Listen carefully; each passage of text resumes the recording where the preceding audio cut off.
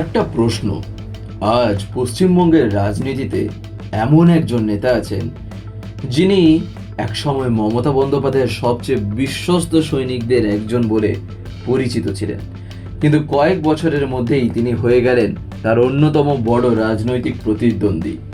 আর কেউ নন, তিনি হচ্ছেন বর্তমানে মুখ্যমন্ত্রী শুভেন্দু অধিকারী। আজকে আমরা এমন একটা বিষয় নিয়ে শুনবো যেখানে হয়তো আমরা এটা জানতে পারবো যে কোন ভুলের জন্য মমতা বন্দ্যোপাধ্যায় থেকে শুভেন্দু অধিকারী হয়ে গেলেন আজ মুখ্যমন্ত্রী। এটা কি বলতে পারেন শুধুই শুভেন্দু অধিকারীর রাজনৈতিক দক্ষতা ছিল, নাকি তৃণমূল কংগ্রেসের কিছু সিদ্ধান্ত, কিছু অভ্যন্তরীণ পরিবর্তন এবং কিছু রাজনৈতিক ঘটনাও সেই উত্থানের পথ তৈরি করেছিল? আজকের ভিডিওতে আমরা কোনো পক্ষ নেব না, বরং বড় বড় ঘটনাগুলো একসঙ্গে সাজিয়ে এমনভাবে দেখব যে কোন কোন সিদ্ধান্ত বাংলার রাজনীতির গতিপথ বদলে দিয়েছে। তাই ভিডিওটি শেষ পর্যন্ত দেখুন, কারণ শেষ অংশে এমন একটি বিষয় নিয়ে কথা বলবো যেটা অনেক রাজনৈতিক বিশ্লেষকও হয়তো বাংলার রাজনীতির বড় টার্নিং পয়েন্ট হিসেবে দেখেন। শুভেন্দু অধিকারীর রাজনৈতিক পরিচয় বহু বছর ধরে তৃণমূল কংগ্রেসের সঙ্গেই কিন্তু জড়িয়েছিল। পূর্ব মেদিনীপুরে তার সাংগঠনিক প্রভাব দিয়ে রাজনৈতিক মহলে দীর্ঘদিন আলোচনা হয়েছে। বিশেষ করে নন্দীগ্রাম আন্দোলনের সময় তার ভূমিকা তাকে রাজ্যের অন্যতম পরিচিত নেতায় পরিণত করে। সেই সময় বহুবার মমতা বন্দ্যোপাধ্যায়ও প্রকাশ্যে তার সংগঠনের কাজের প্রশংসা করেছিলেন। কিন্তু রাজনীতিতে সম্পর্ক যেমন তৈরি হয় তেমনই সময়ের সঙ্গে বদলাতেও পারে। এটা ছিল বলতে পারেন এমন একটা অধ্যায় যেখানে আমরা শুনলাম কি না, যে সম্পর্ক এক সময় ছিল সবচেয়ে শক্তিশালী, কিন্তু দ্বিতীয়তেই শুরু হলো কোথা থেকে দূরত্ব। না, পরবর্তী কয়েক বছরে রাজনৈতিক মহলে নানা জল্পনা শুরু হয়। দলের ভেতরে দায়িত্ব বন্টন, নেতৃত্বের ধরন, সাংগঠনিক পরিবর্তন, এসব নিয়ে বিভিন্ন আলোচনা সামনে আসে। যদিও এই বিষয়গুলির অনেকটাই রাজনৈতিক পর্যবেক্ষকদের বিশ্লেষণ, সব দাবির স্বাধীন প্রমাণ সর্বসম্মত নয়। একসময় শুভেন্দু অধিকারী প্রকাশ্যেও কিন্তু বলেন, আমি দম বন্ধ হয়ে যাওয়ার পরিবেশে রাজনীতি করতে পারি না। অন্যদিকে তৃণমূল নেতৃত্ব বারবার জানায় দল ব্যক্তি নয়, সংগঠনকে গুরুত্ব দেয়। এই বক্তব্যগুলোর মধ্যে স্পষ্ট হয়ে ওঠে যে দুই পক্ষের রাজনৈতিক অবস্থান আলাদা পথে এগোচ্ছে। এরপর আসে সেই ঘটনা যেটা বাংলার রাজনীতিতে বড় পরিবর্তন আনে।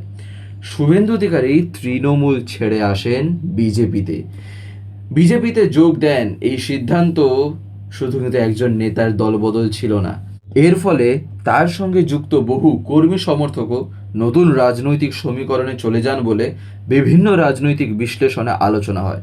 বিজেপিও তাকে পশ্চিমবঙ্গে অন্যতম মুখ হিসেবে সামনে আনে, আর এখান থেকেই শুরু হয় সরাসরি রাজনৈতিক লড়াই। 2021 সালের বিধানসভা নির্বাচনে মমতা বন্দ্যোপাধ্যায় নিজেই কিন্তু নন্দীগ্রাম থেকে প্রার্থী হন। এই সিদ্ধান্তকে অনেকেই অত্যন্ত সাহসী রাজনৈতিক পদক্ষেপ হিসেবে সেই মুহূর্তে দেখেছিলেন। অন্যদিকে শুভেন্দু অধিকারীও নিজের রাজনৈতিক ঘাঁটিতে লড়াইয়ের চ্যালেঞ্জ কিন্তু গ্রহণ করেন। ফলাফল ছিল অত্যন্ত কাছাকাছি। শেষ পর্যন্ত শুভেন্দু অধিকারী নন্দীগ্রাম আসনে জয়ী হন, আর তৃণমূল রাজ্য জুড়ে সরকার গঠন করে। এই নির্বাচনের পর দুই ধরনের রাজনৈতিক বার্তা সামনে আসে। একদিকে তৃণমূল সরকারের ফিরল, আর অন্যদিকে শুভেন্দু অধিকারী রাজ্যের অন্যতম প্রধান বিরোধী মুখ হিসেবে আরও প্রতিষ্ঠিত হলেন। কিন্তু বিধানসভার বিরোধী দলনেতা হওয়ার পর শুভেন্দু অধিকারী বিভিন্ন ইস্যুতে ধারাবাহিকভাবে রাজ্য সরকারের সামনে আলোচনা করতে থাকেন। আইন শৃঙ্খলা, দুর্নীতি, নিয়োগ, প্রশাসন, বিভিন্ন বিষয়ে তিনি সরকারের বিরুদ্ধে প্রশ্ন তোলেন। অন্যদিকে মমতা বন্দ্যোপাধ্যায় বহু সভায় বিজেপির বিরুদ্ধে তীব্র রাজনৈতিক আক্রমণ করেন এবং দাবি করেন যে তার সরকার উন্নয়নের কাজ চালিয়ে যাচ্ছে। দুই পক্ষের এই রাজনৈতিক লড়াই পশ্চিমবঙ্গের রাজনীতিকে আরও সরাসরি মুখোমুখি অবস্থানে নিয়ে এসেছে। রাজনীতিতে কোনো একজন নেতার উত্থান সাধারণত কিন্তু একটি কারণের জন্য হয় না।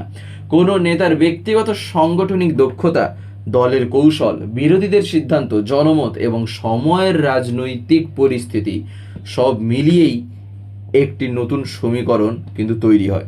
শুভেন্দু অধিকারীর রাজনৈতিক উত্থান নিয়েও বিভিন্ন সময় ভিন্ন ভিন্ন রাজনৈতিক দল এবং বিশ্লেষকদের ভিন্ন মত রয়েছে।